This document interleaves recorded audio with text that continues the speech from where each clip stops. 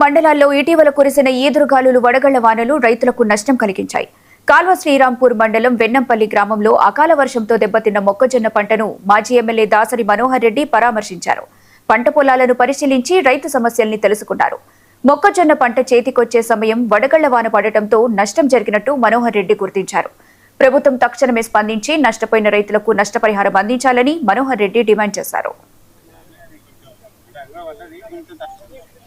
ఈ అకాల వర్షంతో చాలామంది రైతులు మరి వర్షాకాలం పంట కూడా చేతికి రాక దాంట్లో నష్టం వచ్చింది. మరి యాసంగాన బాగుపడుతున్న ఉద్దేశంతో మొక్కజొన్న పంట వేస్తే ఈ అకాల వర్షంతో మొక్కజొన్న పంట కూడా పడిపోయి రైతుకు విపరీతమైన నష్టం జరిగింది. మరి దీన్ని దృష్టిలో పెట్టుకొని మరి వ్యవసాయ శాఖ వారు మరి ఎక్కడెక్కడైతే మొక్కజొన్న చేలు పడిపోయి నష్టం జరిగిందో పూర్తి సర్వే చేసి ప్రభుత్వాన్ని నివేదించాలి. ఈ ప్రభుత్వం తప్పకుండా రైతులను ఆదుకోవాలి. ఎకరాకి కనీసం మంచి పంట పండితే ఒక 40,000 రూపాయల ఆదాయం వచ్చేది. ఇవాళ అటువంటి రైతు ఇవాళ దీన పరిస్థితిలో ఉన్నాడు.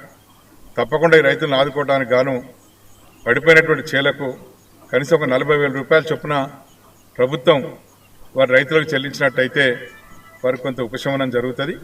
తప్పకుండా ప్రభుత్వం ఈ విషయాన్ని దృష్టిలో పెట్టుకొని మరి రైతులను ఆదుకోవాలని చెప్పి మరి గౌరవ ముఖ్యమంత్రి రేవంత్ రెడ్డి గారికి ప్రభుత్వానికి విజ్ఞప్తి చేయడం జరుగుతూ ఉంది.